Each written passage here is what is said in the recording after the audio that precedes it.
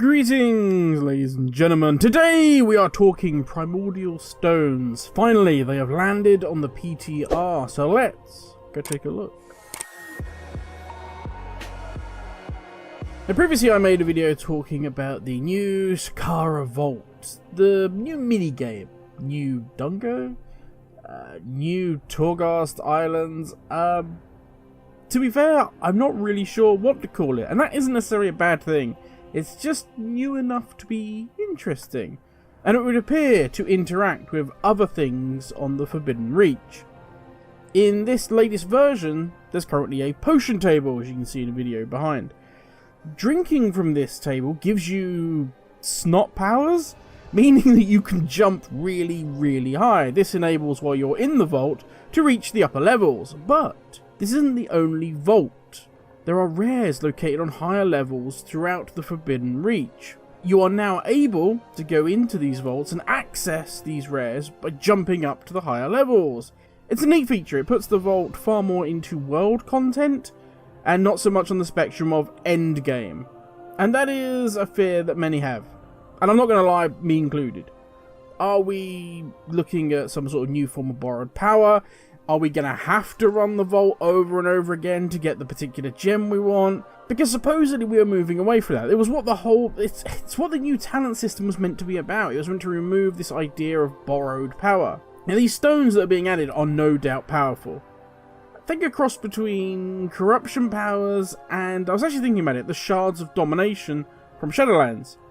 But before we all roll our eyes and curse Blizzard, they are kind of more akin to the power that trinkets give us. Now, yes, the power of them varies wildly, but they're like a trinket that we get now and the punch card from the Mechagon trinket, which you could slot various powers into. Now, for a start, the stones are unique equip. I've compared them to the corruption powers, but you can't just keep stacking stones. They are unique. You can have 3 of them, but you can't have 3 of the same. There is some crossover. For instance, you may have one that gives you a shield. Then you could have another one that, when you gain a shield, you do AoE damage. Think of it again like Mechagon, where you had the rings, where you would have one ring that would proc and do something, and then because that happened, you would then have another ring that would do something else.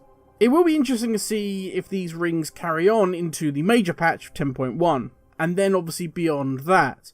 When 10.0.7, that just rolls off the tongue, drops, we will still be within Season 1 and the current raid tier. As I said before, this is obviously all PTR. This feature has only just dropped. There is still a lot of unknowns. But enough procrastinating. How do we get all this stuff? And what exactly do they do? So when we enter the vault, as you'll see in my video I did the other day, this ring was on the ground but didn't do anything. Now it is glowing and it has a quest for us. Handing this in, for me at least, gave me a 405 version of said ring. I will say, I've seen images where that ring is 411, so either the item is based off of your current item level when you pick the ring up, or, which probably is more likely, you're going to have the ability to upgrade this ring as we go on. Keep in mind, we are getting catch-up gear, so there will be a jump in power for everyone in 10.07. They are, again, like we've had previously, Najatara and so on. There are account-bound tokens that you can just turn into various items, and all those items will be 385. But back to the ring. Hand this quest in and you will receive the ring. You will then have to return to the vault to pick up the Primordial Jewelry Kit. This doesn't look like it's going to be anything to do with jewelry crafting, but something more that we all need to get. Maybe that this in the future will enable us to craft our own gems, so we don't have to worry about randomness out in the world. As I say, currently this quest bugs a lot. It is PTR, and once you hand it in, you actually get nothing. No follow-up quest, no feature that unlocks. But what we do have is our ring. So I'm going to need a deep breath for this one. Let's take a look at all the options that are going to be available that potentially can drop for us and that can go inside this ring. We have the Cold Frost Stone. Gain frost armor every 20 seconds, absorbing damage and slowing melee attacks. Deluge Water. Abilities can drench a nearby ally in restorative waters, healing over time. Xyrus Bloodstone. Dealing damage can drain life from nearby enemies, dealing shadow damage and healing you. Echoing Thunderstone. Moving builds up an electrical charge, causing your next damage ability to deal nature damage. Anthrotic Fell Stone. Fire damage from your primordial stones is increased by 60% and now considered chaos. Excluding Steam Stone. Breathe. Receiving heals can exclude steam, healing yourself and 2 nearby allies. Flame Licked Stone. Dealing damage can set the enemy on fire, dealing fire damage over time, very much like the raid ring that everybody desires. Freezing Ice Stone. Dealing damage can chill the enemy, dealing frost damage and slowing them. Glimmering Iron Stone. Standing still for 3 seconds stills your resolve, increasing armor and auto attack damage. Harmonic Music Stone. Entering combat increases your tertiary stats of you and 4 nearby allies. Humming Arcane Stone. Dealing magic damage, can fire arcane missiles, each kind of magic you've used in the past 20 seconds. Indomitable Earth Stone. Taking damage can shield yourself in earth, absorbing damage. Necromantic Death Stone. Being near a corpse grants you the effects of blood, frost, and plague primordial stones. Obscure Pastel Stone. Spells and abilities can cast a random primordial stone effect. Pestilence Plague Stone. Dealing damage can infect the target with the plague that spreads to other enemies. That's a nice one. Prodigious Sandstone. Being near 3 enemies stirs up a sandstorm, dealing nature damage to nearby enemies. Prophetic Twilight Stone. Damaging effects from your primordial stone trigger your healing effects and vice versa. Raging Magma Stone. Absorbing damage can coat your armor in lava, causing melee attacks to take fire damage. That's a nice one.